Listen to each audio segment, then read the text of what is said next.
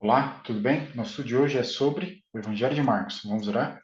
Grande Deus, nos abençoa no estudo da Tua Palavra, em nome de Jesus. Amém. Hoje vamos estudar Marcos capítulo 4, aonde estão apresentadas algumas parábolas. A parábola do semeador fala de quatro tipos de pessoas que recebem a palavra.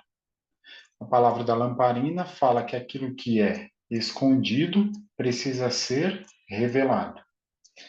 A terceira palavra fala sobre a medida, é a postura de julgar. A quarta parábola fala sobre semente, é Deus que dá o crescimento. E a quinta parábola fala sobre o grão de mostarda, começa pequeno e se torna o maior. Quando Jesus ficou só, os que estavam junto dele com os 12 o interrogaram a respeito das parábolas. Então lhes perguntou: Não entendeis esta parábola e como compreendereis todas as parábolas? E sem parábolas não lhes falava, tudo, porém, explicava em particular aos seus próprios discípulos. Os fariseus compreendiam a significação da parábola de Cristo, mas o seu ensino lhes era indesejável. Os discípulos mesmos não compreenderam a parábola, mas foi-lhes instigado o interesse. Foram depois, particularmente, com Jesus e pediram explicação. Percebe? Nem todas as parábolas eram entendidas.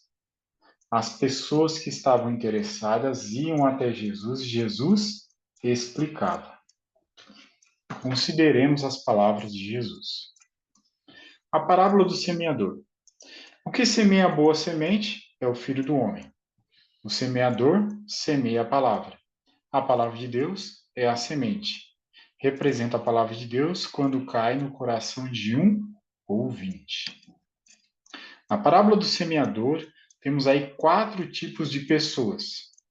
Algumas representadas pela semente à beira do caminho. Ela ouve a palavra, mas não compreende. Por não compreender, ela não pratica. Segundo grupo de pessoas, a semente no solo rochoso. Quando vem a angústia e a perseguição, ela não persevera e abandona a palavra. Terceiro grupo, a semente que caiu entre os espinhos. Os cuidados do mundo, a fascinação das riquezas, e eles não priorizam a palavra de Deus. O quarto grupo, a semente em boa terra. Compreende a palavra e frutifica, produz frutos. Então devemos praticar, perseverar, priorizar e produzir frutos. Muitos aceitam o evangelho para escapar do sofrimento e não para serem libertos do pecado. Regozijam-se algum tempo pensando que a religião os livrará de dificuldades e provações. Todavia desfalecem sobre a ardente prova da tentação. Quando a palavra de Deus lhes aponta algum pecado acariciado ou exige renúncia e sacrifício, eles não querem mais a palavra de Deus. Então, comentário oportuno sobre a semente no solo rochoso. E entre espinhos, que comentário podemos encontrar?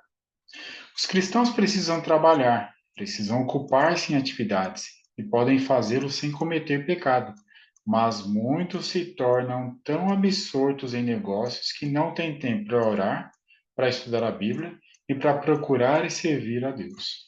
Ele está fascinado com as coisas do mundo. Experimentem a alegria de ganhar almas para Ele. Em sua paixão e interesse pelos perdidos, perderão de vista o eu. Os prazeres do mundo perderão o poder de atração. Então, como que eu diminuo a fascinação pelo mundo e as riquezas? Ajudando pessoas a se prepararem para a volta de Jesus. Jesus contou ainda outras parábolas. Também lhes disse: parábola da lamparina.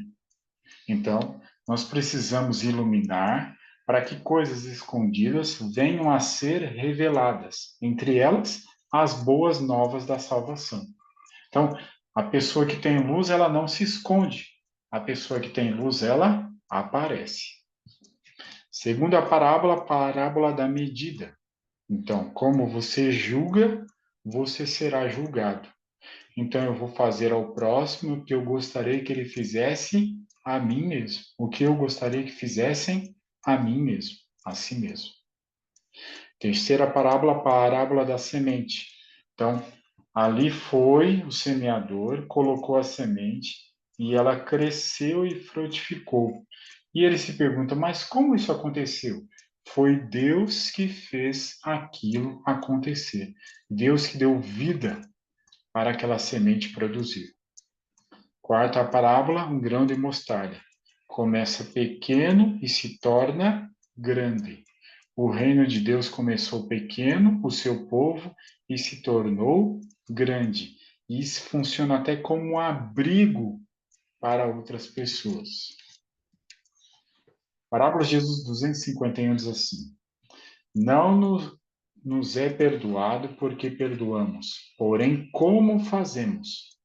O motivo de todo o perdão acha-se no imerecido amor de Deus, mas, por nossa atitude para com os outros, denotamos se estamos possuídos desse amor. Por isso Cristo diz: Com o juízo com que julgardes, sereis julgados, e com a medida com que tiverdes medido, vos hão de medir os outros. Então, da maneira que você perdoa, Deus há de te perdoar. Ou, como você perdoa, outro também vai lhe perdoar. Percebe? Há uma relação aí. Nós devemos estar em constante crescimento, porque senão o dom que recebemos e não colocamos em atividade, ele vai ser retirado.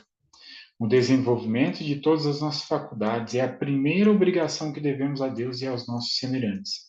Ninguém que não esteja crescendo diariamente e atitude estará cumprindo o propósito da vida. Então, o propósito da vida é crescer diariamente. Muitos que se eximem de trabalhar para Cristo alegam sua incapacidade para a obra. Vê-los, porém, Deus assim incapazes? Não, nunca. Essa incapacidade é o produto da sua própria inércia e perpetuada por sua escolha deliberada. Já em seu caráter reconhecem o efeito da sentença: tirar-lhe, pois, o talento. O contínuo mau emprego de seus talentos extingue-lhes definitivamente o Espírito Santo, que é a única luz. Então, aquele que tem, vai ter mais. Aquele que não tem usado com sabedoria, até o que tem vai ser tirado. O lavrador que mete logo a foice, porque está chegada a ceifa, não pode ser outro senão Cristo.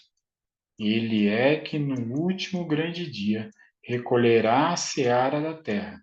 O semeador da semente, porém, representa aqueles que trabalham em lugar de Cristo. Na parábola do semeador, Cristo é o semeador. Na parábola do semente, eu e você devemos ser o semeador. E Deus há de vir fazer a colheita. A força que somente pode produzir vida vem de Deus. E qual é o nosso papel? Devemos pregar a palavra. Não podemos comunicar o poder que vivificará a alma e fará brotar justiça e louvor. E a parábola do grão de mostarda, algo mais que podemos tirar de lição? Entre a multidão que ouviu os ensinos de Jesus, havia muitos fariseus.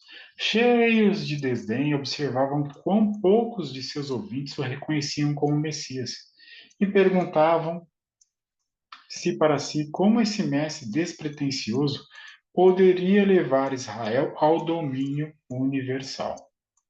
Quando Cristo pronunciou essa parábola, no grande mostarda, era o novo reino representado apenas uns poucos por uns camponeses galileus.